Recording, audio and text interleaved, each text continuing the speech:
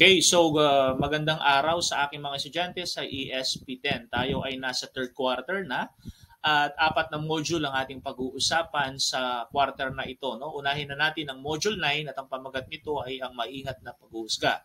But before that, I would just like to give credit sa gumawa ng PowerPoint na ito. Ang ginawa ko ay nag-search na lang ako sa Google and then found out ko itong material na ito na ginawa ni Hazel at in-screenshot ko na lang siya.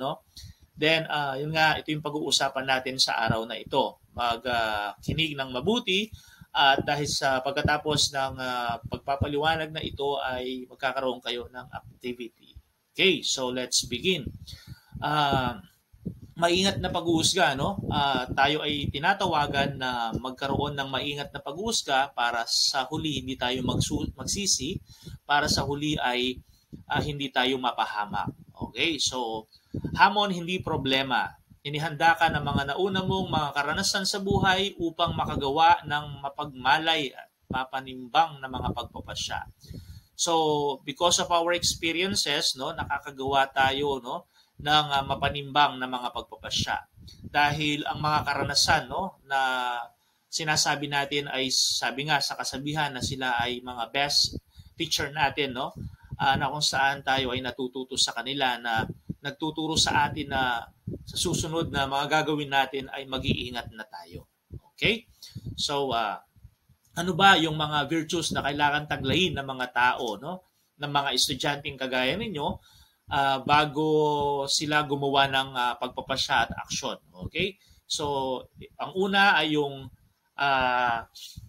salitang katapangan na hindi siya nakasulat dito. Pero ano yung relation nila sa karuwagan at takot? So, bakit kailangan ng katapangan sa ating pag-uusga at ating pagdidesisyon? Okay. Masasagot natin yan kung papaliwanag natin ang dalawang ito na nakasulat, yung karuwagan at takot. So, ano ba yung difference ng karuwagan at takot? Iba ang karuwagan sa takot. Ang pagiging duwag ay pagsuko sa hamon dahil sa kawalan ng tiwala sa sarili o sa iba. So, sa madaling salita, ang pagiging duwag ay kawalan ng tiwala sa sarili o sa iba.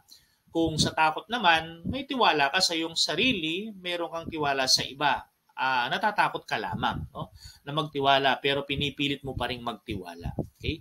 Kailangan makita ang pinong pagkakaiba ng taong umaayaw sa ibang bagay dahil natatakot siya sa hamon o dahil talagang alam niya sa kanyang sarili na hindi niya kaya ang hamon.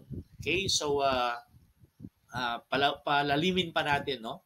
Maraming kailangan timbangin upang makita ang pagkakaiba ng dalawa, karuwagan at takot. So, ma-measure natin ang difference nila sa pamamagitan ng mga tanong na ito. Anong mga karanasan ko o ng iba ang nagsasabi sa akin huwag ko na subukan pa ang kinakaharap kong bagay. So, ang taong duwag ay hindi niya na tatanungin ito, pero yung taong takot, anong mga karanasan ko? O ng iba ang nagsasabi sa akin huwag ko nang subukan pa ang kinakaharap kong bagay. Ayaw mo nang humarap dahil natatakot ka pero pilit mong nilalabanan yung takot na yon kaya nagtutuloy ka pa rin. Yun yung taong takot. Pero yung duwag ay hindi na niya sinusubukan, hindi na siya nagpipilit pa, hindi na siya nagtatanong pa, kundi automatic na sa kanya na hindi na. Hindi ko nahaharapin yun. Okay? So, then nasubukan ko na ba o ng iba ito dati? Okay, yung taong takot, tatanungin niya yung nasubukan ko na ba ito dati? Or kung nasubukan man ay maaari ko pa rin bang gawin, So sa madaling salita,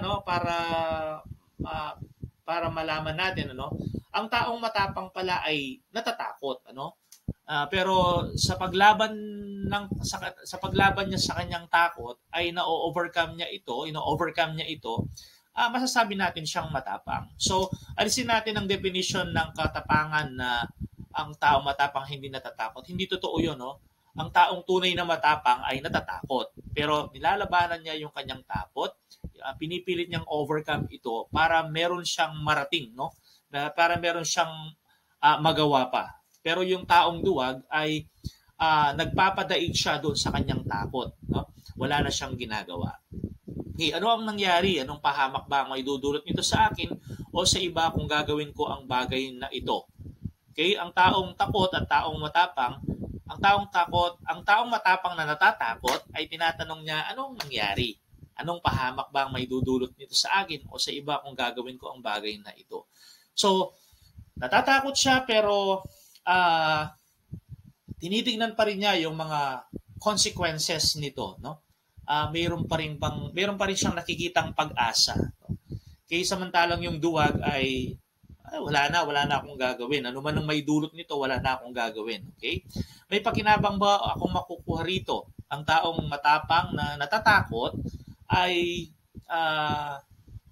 tinatanong pa rin niya kung may makukuha ba ako rito, may pakinabang ba ako rito. Pero yung taong duwag, ay wala na yan.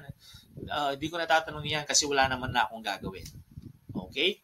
So, kailangan sa pagiging maingat na pag-uusga, before you decide, is kailangan ang katapangan.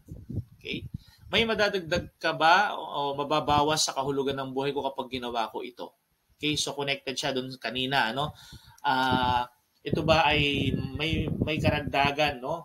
Nakahulugan sa buhay ko o wala?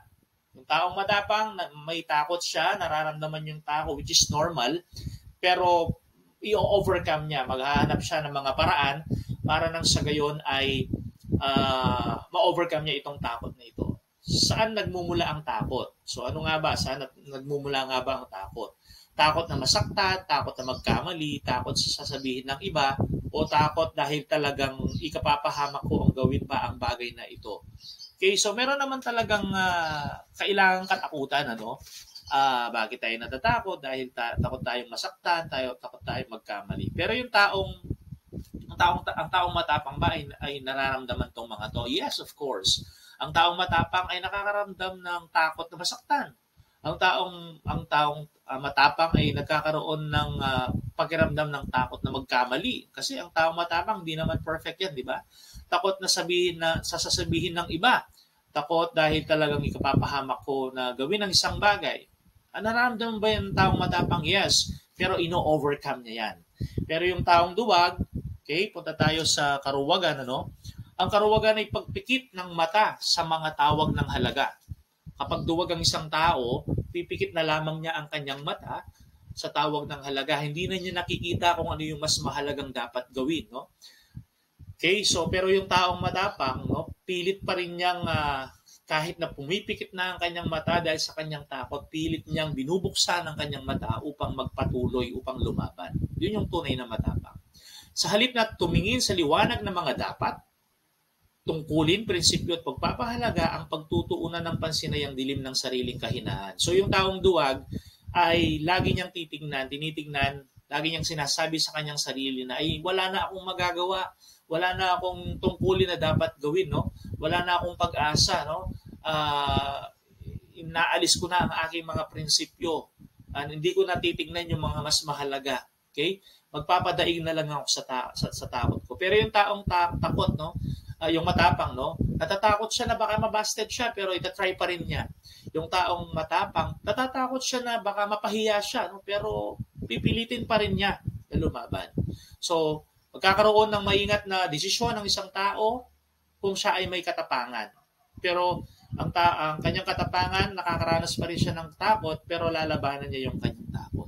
Ang taong naduduwag at wala nang ginagawa para labanan yung kanyang takot ay walang mararating. At patuloy siyang magkakamali sa kanyang mga pasya sapagkat hindi na niya tinitingnan kung ano yung mga dapat, yung tungkulin, yung prinsipyo at mga pagpapahalaga na dapat niyang tignan. So sa madaling salita, ang taong duwag ay ito yung sasabihin niya sa sarili niya, ay wala na akong pag-asang pumasa sa math, ay wala na talaga akong chance na magbago. No? Pero yung taong matapang, natatakot siya, pero i-overcome niya ang kanyang takot dahil siya ay matapang. Okay? So, next, pangalawang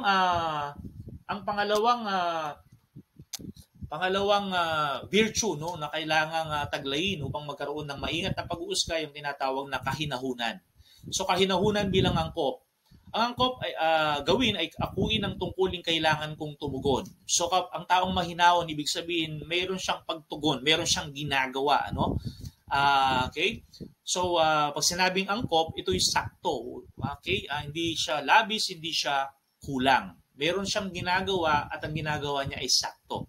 And that is angkop. Hindi natataranta, nagdadrama o pinaghihinaan ng loob, sumasabog sa galit. Magmahinahon at tignan ang sitwasyon. So sa madaling salita, ang taong mahinahon ay tumitingin sa sitwasyon. At the moment na nakita niya yung sitwasyon, meron siyang pagtugon. At yung pagtugon niya hindi exaggeration at hindi rin naman walang gana, kundi sakto lang. Yun yung taong mahinahon. Okay, next. Angkop ang magmadali, no? Hindi angkop ang mataranta, which is correct, no? Ang taong mahinahon, hindi siya nagmamadali siya, pero hindi siya natataranta. Kasi iba yung natataranta bahala na, no? Hindi ka na nag-iisip kung ano yung gagawin mo. Pero yung nagmamadali ka lang, pero alam mo yung ginagawa mo. Yun yung mahinahon, no? Angkop ang mag-ingat, okay? Hindi angkop ang maduwag. Angkop ang maging matapang.